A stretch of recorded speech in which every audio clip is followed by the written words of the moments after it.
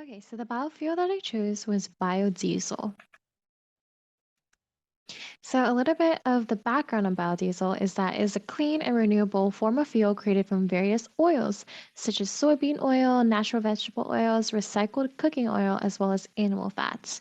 So the first person who discovered this was Rudolf Diesel, and he discovered this in the 1890s. So when diesel in the form of petroleum was unattainable during this time, vegetable oil was used in the diesel engines as an alternative for agricultural practices.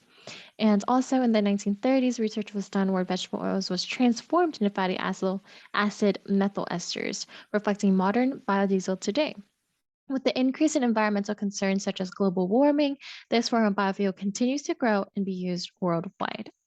So, how is biodiesel grown or cultivated? So, like mentioned previously, biodiesel is made from oils. So, this oil can be extracted from plants such as soybeans, palm, sunflowers, etc. So, the majority of the supply of biodiesel production comes from extracting soybeans in particular. Other sources of oils or fats come from meat processing plants that produce animal fats, and recycled cooking oil is used as well. So, how is biodiesel produced? Biodiesel is created through the process of transesterification, where a chemical reaction with either methanol or ethanol alongside a catalyst takes place. As a result, methyl esters are formed from triglycerides or the oils. After this chemical reaction, there are remains of either ethanol, methanol, as well as glycerol that need to be removed. And there's a picture of that process. So, what is the status of biodiesel today? So, in the United States, biodiesel production and consumption increased significantly since the 2000s. It became the second most produced and consumed biofuel in this country, and the first being ethanol. The production and the consumption was around 11 to 12%. The United States is not the only country who uses biodiesel. This form of biofuel is actually used worldwide in countries such as Brazil, Indonesia, China, etc. The impact on carbon footprint. So biodiesel has both pros and cons in regards to environmental benefit. Generally, when biodiesel is burned, there's less carbon dioxide being produced than if diesel fuel or gasoline would be burned. With the lessening of carbon dioxide emission in the atmosphere, the air quality would be better and improved. However, because the supply or source of biodiesel mostly comes from plants or crops, such as soybeans, deforestation becomes a huge concern. The economic impact. So, biodiesel provides many economic benefits to the United States in particular. With the production of this form of biofuel, there is less reliance on imported oil. So, more jobs are being created, with 65,000 jobs being available in 2021. There are job opportunities involving the transportation, agriculture, manufacturing, and retail of biodiesel. Overall, this form of biofuel increases the United States GDP. So here's some efforts of communication to the public. So the National Biodiesel Board Director of Communications, her name is Jessica Robinson. She had been promoting the environmental, economic, and health benefits of biodiesel.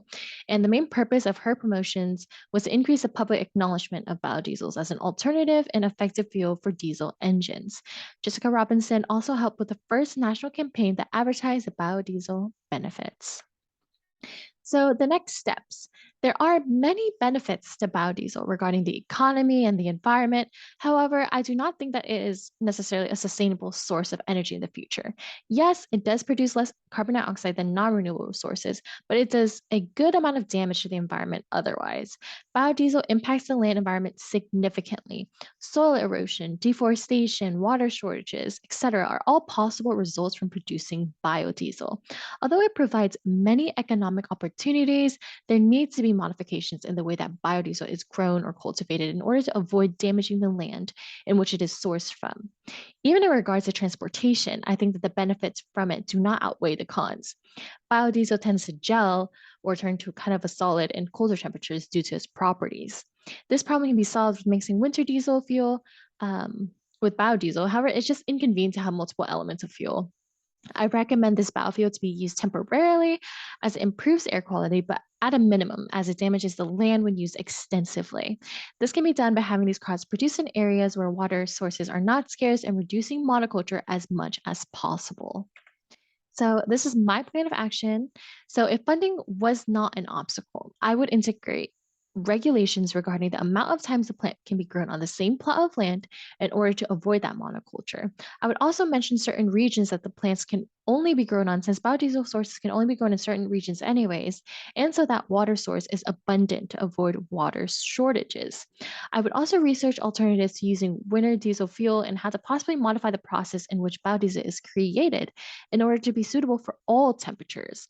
As a result, biodiesel would be a lot more practical and sustainable for the future with this plan. And here are the citations. And that is the end of my presentation. Thank you for watching.